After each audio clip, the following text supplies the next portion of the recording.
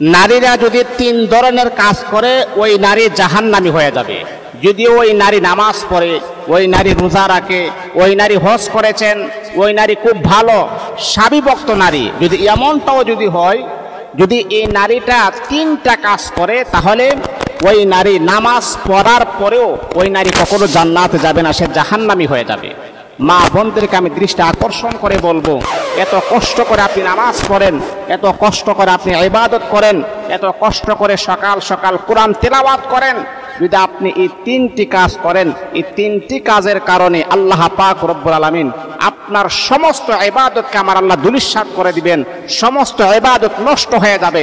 নাউযুবিল্লাহি মিন যালিক।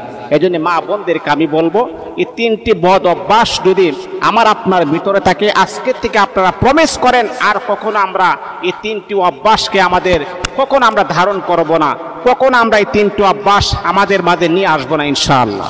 প্রথম নাম্বার হচ্ছে, যে সমস্ত মা বোনেরা মনে করেন নামাজও পড়ে, কোরআন তেলাওয়াতও করে, কিন্তু ওই সমস্ত মা বোনেরা যখন ঘর থেকে যখন বের হওয়ার সময় যদি সে এমন পোশাক পরিধান করে, যেই পোশাকটা দূর থেকে দেখলে তার অঙ্গ প্রত্যঙ্গ দেখা যায়, মানে এমন টাইট ফিট পোশাক পরে, আল্লাহর রাসূল এটাকে উদাহরণ দিয়েছেন পোশাক পরেও সে উলঙ্গ।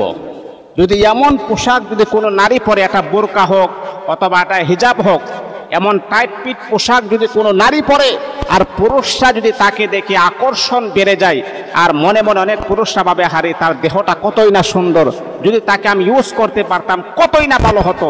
যদি এমন কোনো পুরুষে আপনার দিকে তাকিয়ে যদি আকৃষ্ট হয়ে যায়, তাহলে মা শুনে রাখতে হবে, কাল কিয়ামতের মাঠে আপনার আমল নামায় জিনার গুনাহ লিপিবদ্ধ করা হবে।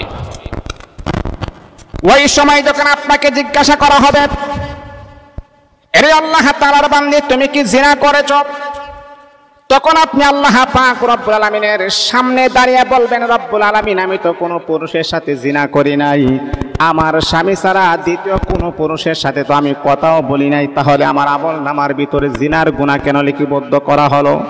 তখনই আল্লাহ পাক রব্বুল আলামিন তখন নারীকে বলবে, নারী হে, তোমার যৌবন দেখে, এমনকি তোমার অঙ্গ প্রত্যঙ্গ দেখে যে সমস্ত যুবকেরা তোমার প্রতি আকৃষ্ট হয়েছে, আমি আল্লাহ পাক রব্বুল আলামিন সমস্ত যুবকেরা আকৃষ্ট তোমার আমল নামায় জিনার গুনাহ লিপিবদ্ধ করে দিয়েছি। এই জন্য মা বোনেরা শুনেন, যখন আমি আপনি ঘর থেকে বের হব, এমন পোশাক কখনো পরব না যে পোশাকের কথা আল্লাহর হাবিব লানত করেছেন, অভিশাপ করেছেন। ওই সমস্ত মা বোনেরা ইবাদত করার পর তাদের ইবাদত আল্লাহ পাক রব্বুল আলামিনের কাছে 2 পয়সারও কোনো মূল্য থাকবে না। এই জন্য মা, যখন আপনি ঘর থেকে বের হবেন, সমাজ কম আপনি টাইট পোশাক না পরে একদম লুজ পোশাক পরবেন, একদম পরিপাটি পোশাক পরবেন, যেই পোশাক পরলে আপনাকে বৃদ্ধ দেখা যায়, যেই পোশাক পরলে আপনি যুবতী মেয়ে আপনাকে মার মতো দেখা যায়, এমন পোশাক পরে আপনি ঘর থেকে বের হবেন, দেখবেন কোনো যুবক আপনার প্রতি আকৃষ্ট হবে না ইনশাআল্লাহ। এটা হচ্ছে 1 নাম্বার। যদি আপনি টাইট ফিট পোশাক পরে ঘর থেকে বের হন আর যুবকরা যদি আপনার প্রতি আকৃষ্ট হয়, তাহলে কিন্তু মা আপনি জান্নাতের গ্রাণও আপনি পাবেন না।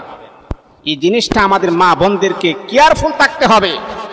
মা বোনের আমরা আল্লাহ পাকের জন্য কাজ করবো ইনশাআল্লাহ। 2 নাম্বার হচ্ছে, নারীরা যদি যখন ঘর থেকে বের হবে, তখন সাজসজ্জা করে ঘর থেকে বের হতে পারবে না, কারণ আপনার সৌন্দর্য দেখার একমাত্র একান্ত দায়িত্ব হচ্ছে আপনার স্বামী।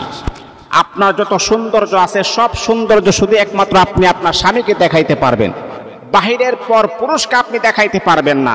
অনেক নারী আছে স্বামীর সামনে যখন আসে বুয়ার মতো আসে, যখন আবার ঘর থেকে যখন বের হয়ে যাবে, পর পুরুষের সামনে যখন যাবে, তখন দেখবেন কত রকমের পার্লারিং সাজসজ্জা করে ঘর থেকে বের হয়ে যায়। মা আপনি শুনেন, আপনার স্বামী ছাড়া যদি অন্য কোনো পর পুরুষকে আপনার সৌন্দর্য বহির প্রকাশ করেন, আপনি নামাজ পড়ার পরেও, কোরআন তেলাওয়াত করার পরেও, জিকির আজকার করার পর আপনি জাহান্নামী হয়ে যাবেন। এই জন্য আল্লাহ পাক রব্বুল আলামিন বড় সুন্দর করে বলেন, হে নারীরা শুনো, তোমাদের সৌন্দর্য একমাত্র দেখার মালিক হলো তোমার স্বামী। তোমার স্বামীকে তুমি তোমার সৌন্দর্য দেখাও। স্বামী তোমার সৌন্দর্য দেখার পরে যদি মনের ভিতরে আনন্দ জাগ্রত হয়, আল্লাহ পাক রব্বুল আলামিন দুইজনের আমল নামার ভিতরে আমার আল্লাহ নেক লিপিবদ্ধ করে দিবেন। হ্যাঁ মা বোনেরা শুনেন, যখনই আপনি ঘর থেকে বের হয়ে যাবেন, কখনো আপনি আপনার সৌন্দর্য প্রকাশ করবেন না, আপনার সৌন্দর্য বহিরাগত প্রকাশ করবেন না। আপনার সৌন্দর্য দেখার পরে যে সমস্ত পুরুষেরা আপনার উপরে আকৃষ্ট হয়েছে, আল্লাহ পাক রব্বুল আলামিন আপনার আমলনামার ভিতরে জিনার গুনাহ লিপিবদ্ধ করে দিবেন। এই জন্যে আপনার সৌন্দর্য একমাত্র দেখবেন কে? আপনার স্বামী দেখবেন, আর বাহিরের কোন পর পুরুষকে দেখাইতে পারবেন না। যদি এই বিশ্বাসটা আপনার মনের ভিতরে থাকে, তাহলে কখনো এই কাজগুলো কখনো করা যাবে না ইনশাআল্লাহ। 3 নাম্বার হচ্ছে যে আল্লাহর রাসূল বলেছেন, অনেক নারী আছে এমন পাতলা জামা পরে তার ভিতরের অংশ পর্যন্ত দেখা যায়। আছে না এমন? অনেক ওই যে ঈদের সময় দেখা যায় অনেক মেয়েরা আছে, মনে করে বিভিন্ন পার্কিংয়ে যায়, বিভিন্ন মেলার মাঝে যায়, এমন পাতলা জামা পরে তার যে মনে করেন ভিতরে কি পড়েছে না পড়েছে এটা পর্যন্ত দেখা যায়, এফএনএফ করা যায় না, অসম্ভব। মনে রাখবেন মা, যেই পুরুষ আপনার শরীরটাকে দেখেছেন, যেই পুরুষকে আপনি আপনার শরীরটা দেখাইছেন, আল্লাহর কসম এই শরীরের কোনো অংশ আল্লাহর জান্নাতে যাবে না কখনো। এই জন্য মা বোনদেরকে আমি বলবো, আমরা যেহেতু মুসলমান, আমরা আখিরাত বিশ্বাস করি, পরকালে আল্লাহ পাক রব্বুল আলামিন আমাদেরকে জান্নাতি বানাবেন, এই বিশ্বাস যদি আপনার দিলের ভিতরে থাকে, অন্তরের ভিতরে থাকে, কমাস কম এই 3টা পোশাক আমরা কখনো পরিধান করব না।